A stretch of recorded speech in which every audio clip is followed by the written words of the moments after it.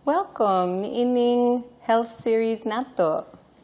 Ang tuyo namo ni ining health series is para makapaambit namo ang among nahibaw-an ug among na-experience sulod sa mga 35 na katuig sa among pagtabang sa mga tao mahitungod sa ilang mga sakit, pagtukod namo sa duha ka klinik o pag-uban sa mga pasyente dito sa mga doktor, dagan ang among nahibaw-an mahitungod sa mga sakit o mahitungod sa pag-atiman sa atong mga lawas. So gusto namo nga makapaambit kini, makapasa kini nga informasyon diri sa ato atanan. So ang topic karon mahitungod sa balance nga pagkaon. Importante kaayo ang atong kaunon, labi na ang atong ipakaon sa atong mga anak. Kay kung unsay atong ipakaon sa ila karon og hangtod mo dako mo hamtong sila, mo ipik kaayo kini sa ilang mga kinabuhi para sa entero nga kinabuhi nila. So importante kaayo nga mahibaw-an nato kung unsa ang balance or timbang nga pagkaon. Ang kasagara halos sa tanan kultura diri sa kalibutan na ay culture mahitungod sa pagkaon nga medyo out of balance or dili balance. Ug ang kahimtang karon sa kalibutan, daghan kaayo ang atong gakaunon kada adlaw nga mga pagkaon nga grabe kaayo mga oils o grabe kaayo mga sugars. O kini ang ga-epic or na-epektuhan niini ang atong mga health o tibuok kini nga kalibutan nga pandemya. Gataas kaayo ang mga kaso sa mga taas nga sugar sa dugo o sa mga hypertension, sakit sa mga kidney o sa kasing-kasing o mga cancers. Karon nga panahon na murag pinakagrabe nga kaso gyud. Pero mas daghan pod ang atong gakaunon nga mga oils ug sugars. So kini bantayanan sa diet sa atong mga bata or sa atong gaipakaon sa atong mga bata. So unsa pananglitan ang buot na kong ipasabot sa mga oils and sugars. So ang mga sugars, mga asukar, basin matingala ta, pero apil gani ang mga kanon, rice, pan, noodles, katutanan mga sugars. Dili kay ang asukar ra or ang mga tamis parehas sa mga banana turon or mga binignit or mga cake or mga biskwit. Apil gani ang atong mga gakaunon kada kaon nga mao ang rice or noodles. Sugar man to. Ug unsa ang mga oils? Dili lang kadtong mga oil nga atong gigamit para sa pagprito ang mga oils, pero naapod sa mga tambok nga atong gakaunon, mga tambok sa mga karni, mga fried foods, mga pizza, mga hamburgers, kadto gyapon grupo sa mga oils kay taas kaayo ang oil niining mga klase nga pagkaon. Na para mahibaw-an nato kung unsa ang balance nga pagkaon, especially para sa atong mga bata, murag kinahanglan magpatabang ta, mag-study kita niini.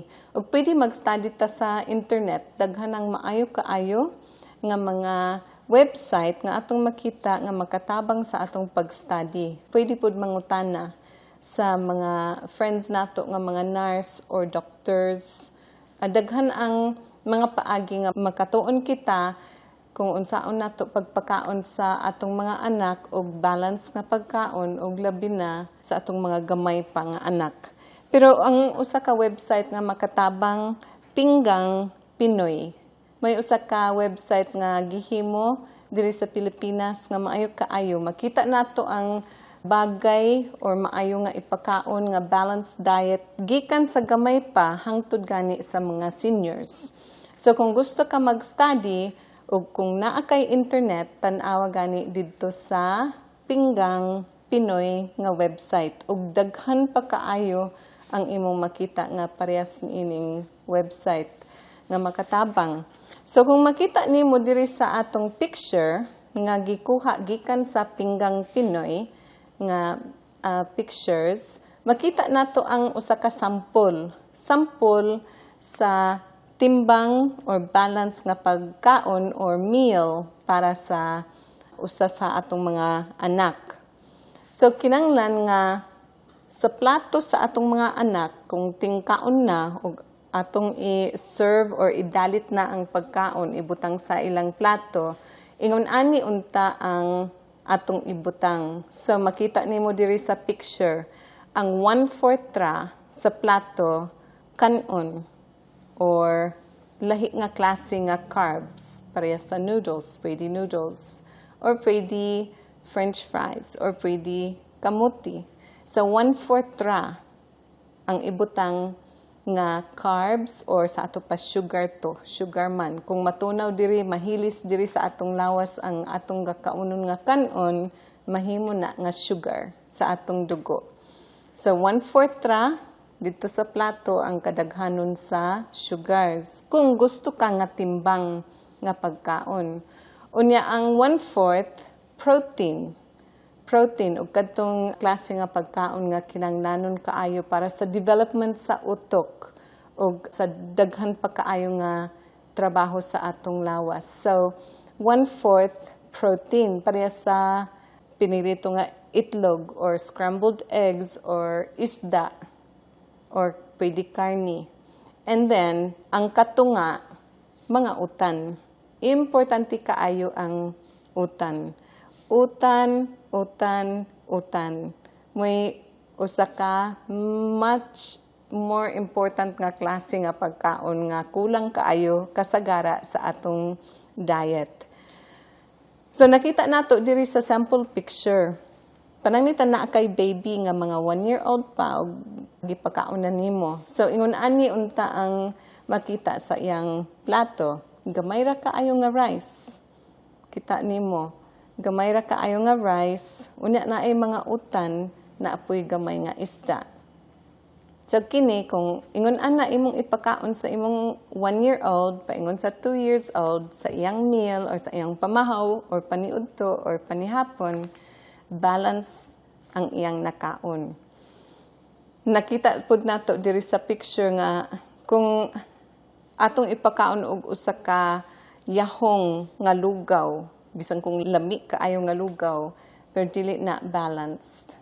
Gamay ra ang kinahanglan nila nga sugars sa kada meal.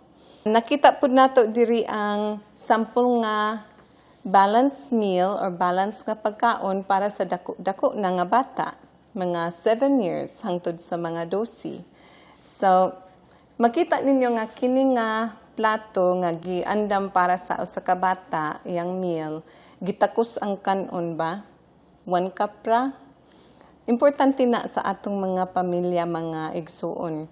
Kay kung dili kita maanad gikan sa gamay pa kita, dili kita maanad sa pagtakos ra sa atong gakaunon nga sugars, ang mahitabo pagdako na nato, murag patuyang permi over ang atong makaon kay maanad ta sa murag ani kanang magdugang og magdugang. Pero maayo kung maanad ang mga bata sa pagtakos. So gikan sa mga medyo gamay pa hangtod sa mga 12, igo ra ang 1 cup nga kanon kada meal. Unya parisan og daghan utan.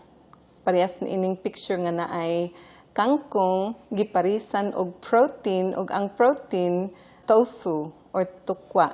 Usa na ka maayo kaayo nga protein mapalit nato sa mga merkado or grocery. Og naapay saging kay importante pud ang mga prutas. Ug kung parisan nimo kini nga meal og gatas, full cream nga gatas dili kadtong fortified, full cream nga gatas. Sa ato pa pure na nga gatas, wala siya mga sagol nga murag gigamit sa advertising para daghan ang mopalit. Fortified na ay mga daghan vitamins pero ang tinuod dili na insakto nga gatas. Kay daghan na ang gisagol nga dili gatas. So gamit og full cream nga gatas, dili asukaran. Og 1 cup kung mukaon imong bata kada meal. Or tubig. Tubig, pinaka-importante na kaayo nga atong inomon. Sa pandemya karon, ang mga sakit nga parehas sa mga diabetes, parehas sa hypertension, mga sakit sa kasing-kasing og sa kidney, mga bato nga gatubo sa mga kidneys og sa mga abdo og uban dapit sa lawas. Og kini nakuha pinaagi sa atong gakaunon og pinaagi sa atong gipakaon sa atong mga anak. So importante nga likayan nato ang mga pagkaon nga over sa mga sugars ug over sa mga oils.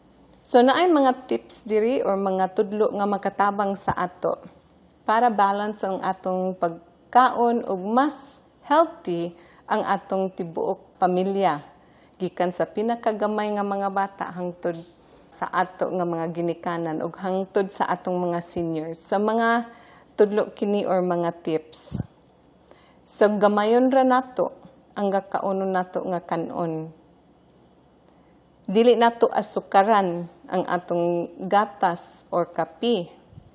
Talagsara ta mo inom og tamis parehas sa mga soft drinks or juice or Milo. Kay sugar man gani ang Milo gyapon. Kausara sa usa ka semana kung naatay espesyal nga murag family night nga magbibuta og magkaunta og mga kanang mga special foods nga murag dili kaayo healthy pero lami. So base na atay mabuhat pinamilya para makabibuta, makakaon og mga pizzas or hamburgers or fried chicken pero talagsara limitan. Limitan pod ang pagkaon sa mga biskwit, mga pan, candy, ice cream, mga junk foods. Kadto gihapon maayo kung naay schedule. Schedule para naay pagka-excited sa atong mga bata kay gapaaboton nila ang Friday night or Saturday night nga makakaon sila og mga ice cream or junk foods pero nahibalo sila nga dili pwede kada adlaw kay daghan kaayo ang mahitabo nga problema sa ilang lawas kung kaunon nila kadtong mga klase nga food kada adlaw. Di kayan gyud ang mga candy, junk foods, ice cream, soft drinks. Talagsara, limitan lugar. Naay sakit karon nga gikan sa pagka-malnourished sa mga bata. Daghan ang ilang gakaunon pero malnourished sila kay nabusog sila sa mga junk foods o mga sugars. So dili sila mukaon og utan. Daghan kaayo ang kaso ana karon. Tuyoon nato ang pagkaon sa utan. Matag adlaw sa duha ka kan-anan at least sa duha ka kan-anan. Importante ang tanang klase sa mga utan. Tanang klase kay abi ninyo na ay lahi nga klase nga tambal o lahi nga klase nga vitamins nga gibutang sa Ginoo sa kada klase nga utan, kada color. So importante kutob sa atong mahimo nga tanang klase, tanang color atong kaunon. Ug ayaw kalimot ikaw nga ginikanan, ikaw nga mama, ikaw nga papa, nga ikaw ang gadala sa health sa imong bata. Wala man siya mahibalo kung unsay healthy para sa iya. Ikaw ra ang nahibalo. So kinahanglan nga ikaw ang magpakaon sa iya sa kinahanglan sa iyang lawas. Kay kung ipapili ang bata, dili gid siya mukaon og utan. Mukaon siya og mga junk foods tibok adlaw. Sige siya mangayo sa imo kay dili man gusto sa kadaghan nga mga bata ang utan. Pero tudluan sila. Tudluan sila og pagtuon sad sa pagluto sa lamian nga klase nga pagluto sa utan. Pangita ka og mga recipes sa internet. Dili ka nang murag balik-balik everyday og murag laay kaayo nga kaunon. Ipabibo ang pagkaon sa mga bata. I-arrange nimo sa ilang plato nga murag porma sa smiling face or bisan unsa pangita ka og maayo nga timpla nga ilang gusto nga healthy food para mukaon gid sila og utan. Og ang mga utan kinahanglanon kaayo kay murag grasa sila sa atong mga tinai. So kung mukaon kita og utan, tibok pamilya, makalikay kita og daghan problema sa tinai, parehas sa almoranas, parehas sa kanang tubulan, parehas sa mga cancer sa bituka. So, mo hinungdan nga utan, utan, utan. Importante kaayo. Og parisan og gamay nga sugars, gamay kaayo nga healthy oils og protein. Kauban ang balance nga pagkaon ug ang pag-exercise kada adlaw. So ang daghang mga tao ug mga bata karon panahon na medyo sila addict sa ilang mga cellphone ug sa TV pod, sa internet. So mga bata karon mas ganahan maglingkod-lingkod sa balay magtan-aw sa ilang cellphone. Mga mama pod ug mga papa. Akong tambag nga everyday maghimo mo og pinamilya nga exercise time, maglakaw sa gawas. Kung ga-eskwela ang imong bata o pwede baklayon, magbaklay lang mo. Ihatod nimo imong anak sa eskwelahan, magbaklay lang mo og maayo na nga panahon nga maka-exercise. Pero kung dili ka makabaklay sa eskwelahan, mangita mo og lahi nga paagi nga maka-exercise mo nga pinamilya. Pwede sa suludsad sa balay na amoy makita sa YouTube, mga maayo nga mga exercises pang bata pod. Kutob unta sa atong mahimo kitang mga inahan, maghimo kita og mga exercise uban sa atong mga anak, uban sa bana everyday. Maayo na nga family bonding time. So salamat kaayo og excited me sa sunod nato nga mahibaw-an next week.